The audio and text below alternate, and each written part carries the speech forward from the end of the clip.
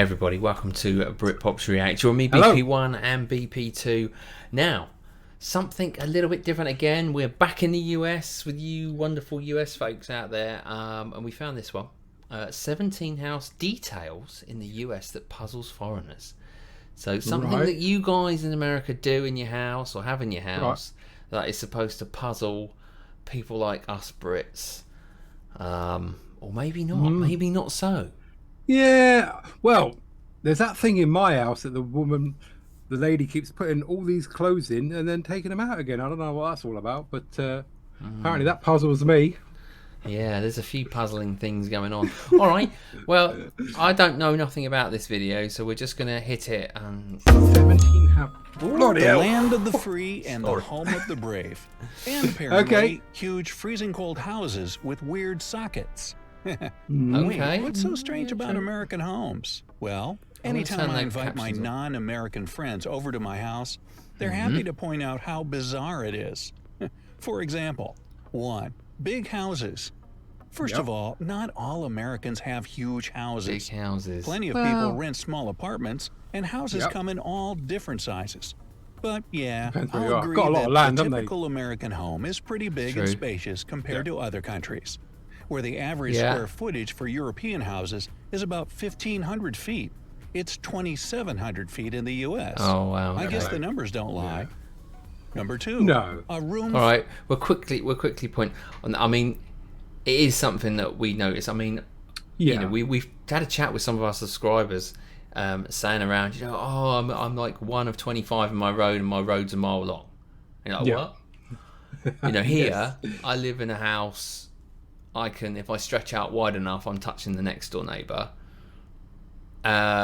And it's just, I don't know, it's land, isn't it? There's so much more space in America than certainly in Britain. And even if you look, I mean, I know there's like loads of fields, there's still loads of spacious, but in those populated areas, they are populated.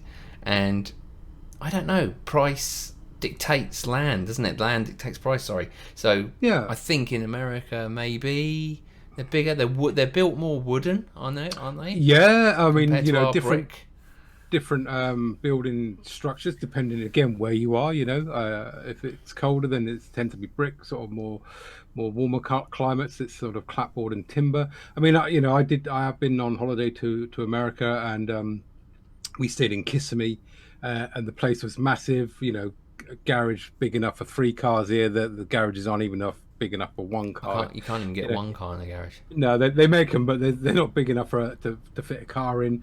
You know, every room had a sort of adjoining ensuite or single ensuite. I think it slept about 12 people. It was huge. You know, I lost my kids for a week. Brilliant. And pools, you know, they're pools, and they're sort of more kind of community. The way that they're set out, they're like these little gated communities that kind of drive into them, whereas ours are sort of, just merged together, really, squashed together. You know, so. Okay. But again, you know, land accounts for a lot of it, doesn't it? Yeah. For everything. To fill our giant houses, we've got a room for pretty much anything you can imagine. If you can count closets as tiny rooms, and they kind of are when you think about it, every American home has multiples of those. Got a wardrobe, there are closets for clothes in each bedroom, usually one near the front door for coats and shoes, one in the bathroom or hallway for towels, one in the kitchen in the form of a pantry. Yep, we love storage space that's built into the house. Those big wardrobes you might get from IKEA aren't really a thing here. Oh yeah, they are. Number 3, we can fit in. Huge personal washers and dryers. Yeah, Speaking of rooms, there's also usually one just for doing laundry. Also, most Americans have both a washer and a separate dryer, and they tend to be big too. My European friends tell me that their washer is in the kitchen or bathroom, and they hang their clothes to dry. Yes. But again, I'm sure it comes down to the issue of space. Still, even if a person in the U.S. doesn't have their own, they just go down to the laundromat to use the machines there. You won't see many Americans hand washing their clothes or hanging them to dry. No. I mean, who has time for that? 4. Well, we don't necessarily. I mean, it's only recently that, like we were just talking about the garage, you can't fit a car in there or anything, so I've changed my garage to put one of these in, like we call them a utility room, where I can put him in. to put me in it.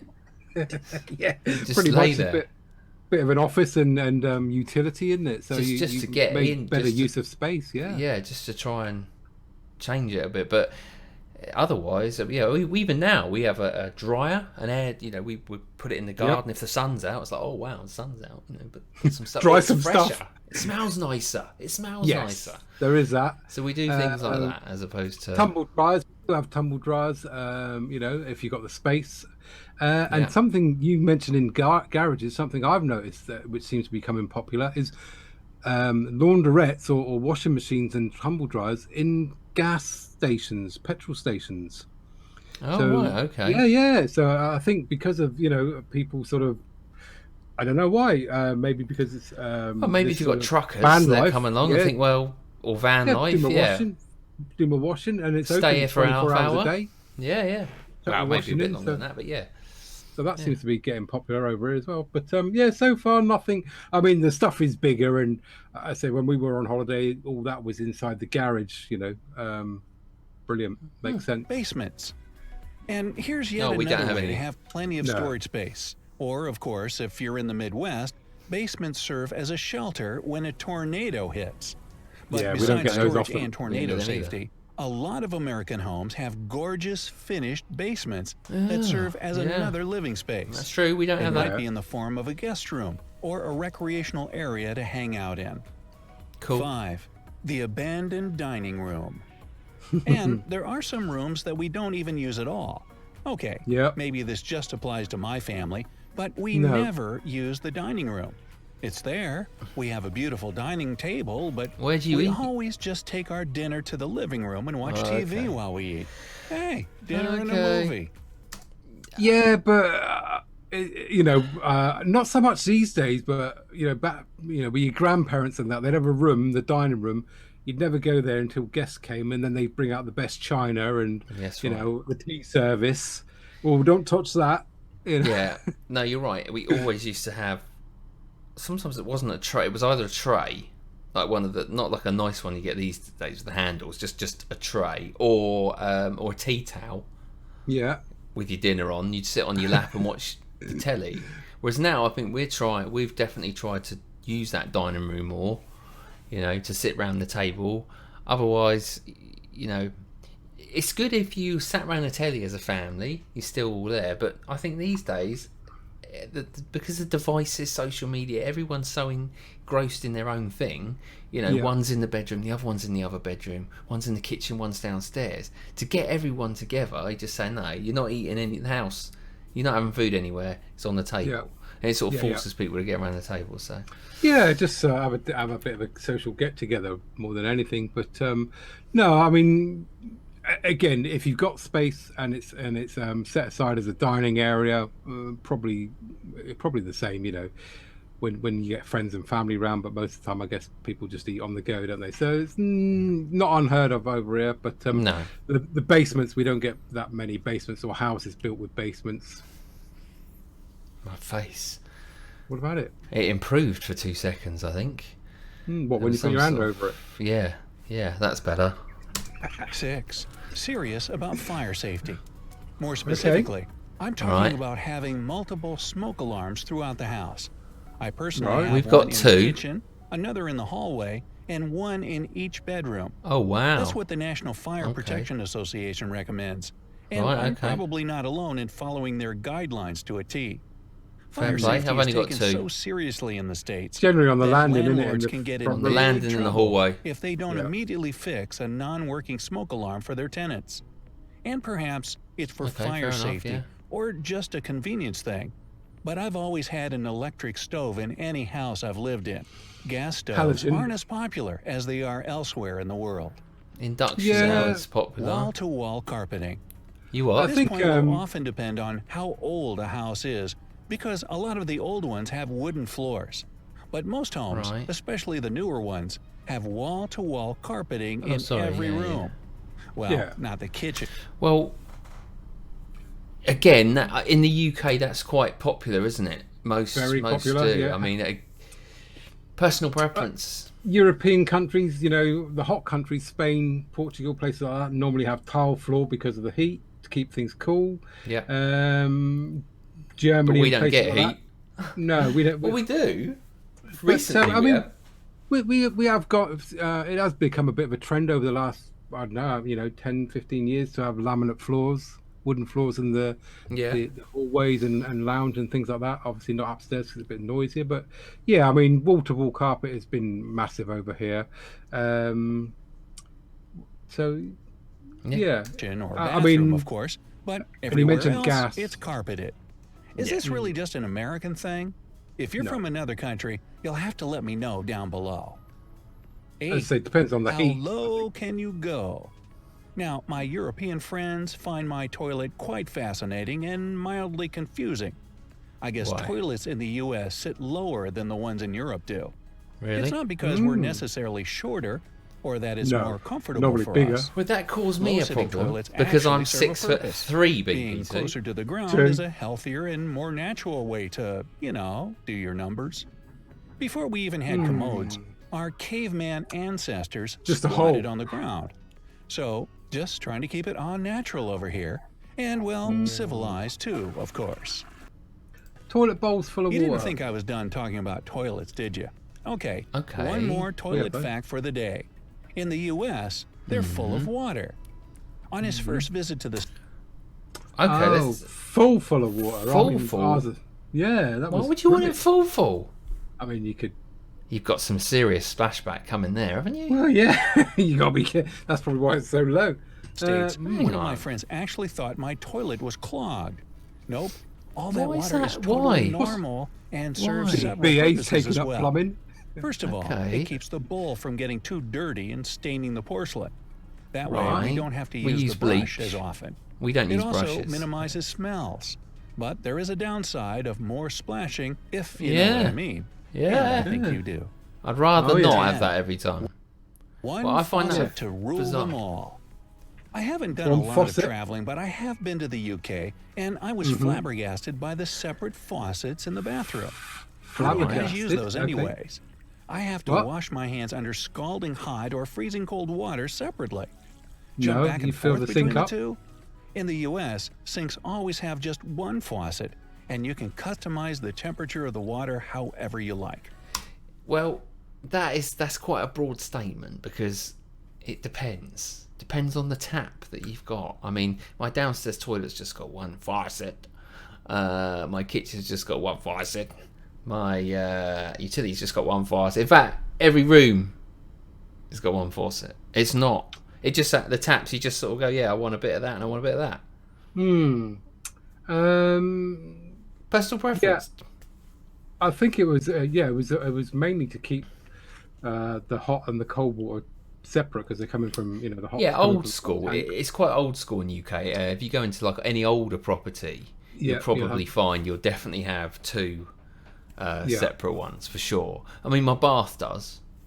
I think. Yes. No. I know. It's actually got one faucet. Sorry, I'm lying. Yeah. Yep. Not two. And again, we don't call them faucets. We call them taps. Yeah. I mean, European, especially places like Germany and places like that. I mean, they're all single tap places. I think the UK was one of the last to sort of take it up. But we are changing. Newer houses coming with single taps. Yeah. All the kitchen, and you get all these speciality ones that look like they're out of some hotel kitchen with bendy bits on them. But okay. Yeah. Now, as for getting that perfect temperature when you're taking a shower, don't even get me started on that. 11. Crank up the AC. Electric showers. Yeah. Most of us leave the AC running all through the summer instead of opening a window or using a fan. Probably not the most cost-efficient solution, especially in a big house, but it just feels so nice. The same goes for cranking the heat up in the winter. You won't see many radiators in the U.S. Okay. 12. Wearing shoes inside. Just use that. All right, fair enough. Most of the world has a pretty strict policy about taking your shoes off at the front door. But that's not really the case here. Most families are totally okay with wearing shoes inside around the house, as long as they're not muddy or anything. Sure, there are those American families that don't do it. Sometimes they wear slippers or shoes that only ever stay in the house. If you need to take your shoes off at the front door. Yeah. Most of the time, the answer will be, nah, you're fine. Okay. 13. Switchless sockets. Now, apparently in Europe, you have a switch to either allow the power to flow by turning a button on or cutting it by switching it off. In America, you don't have this option.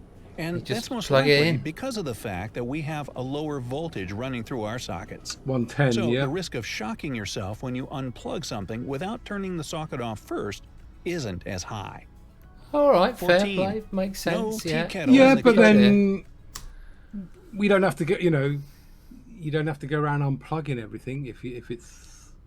No, that is true. That is so useful. Switch off, just switch off at the socket. Because if the device hasn't got a on-off switch, then like you say, then you start. If you plug it in, it's like woo, woo. You know what I mean? It's like I can just leave it in and I just switch it on and off when I want. So yeah, I get it. Especially when you're going around, we use a lot of four-way adapters, don't we? A lot of adapters. And if you're going away or you're not going to use them for a period of time, you just switch it off. You don't have to unplug and everything, So, but I mean, again, we are different to Europe. I mean, a lot of European countries have just got 2-pin plugs. We are a bit unique in our 3-pin plugs here. Yeah, we are. This is an interesting one. No tea kettle in the kitchen. The U.S. is mostly a coffee drinking country. So we don't really use tea kettles. And if you're thinking, well, what about a kettle to boil water for instant coffee? The answer to that, my friend, is that most homes have a coffee maker to brew it fresh. Yeah, but 15. It's not hot enough. Disposals. Yes, the convenience of rinsing. If the water's not hot, then it's got to be over boiling or boiling for tea. Coffee doesn't have to be boiling to make it. And if you do it with the same water that you use for coffee, it doesn't quite work. No. Don't let flavour flood out. No, don't get them buds racing round mouth, guys. Your plate right in the sink, flipping the switch, and sending all that ground up food down the drain.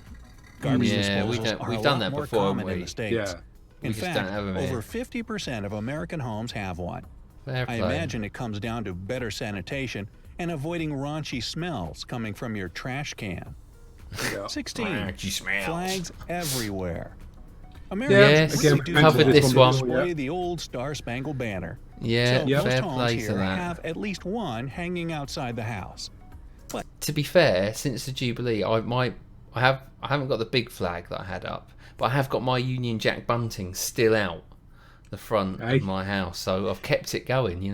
You wait till that council come round. No, I think the Americans have, watching this and I thought, a bit of patriotism. I'm keeping it up there. Patriotism. Along our seafront, I think the Union Jacks that they put up for the Jubilee in June are still there, but that's how long it takes the council to take them back down again. Yeah. But it does look good, it looks smart. It does look smart, But it's not just our national flag we like to hoist. A lot of people have a flag with their favorite football team or the college they went to on it. Couldn't be doing that. What can I say? No.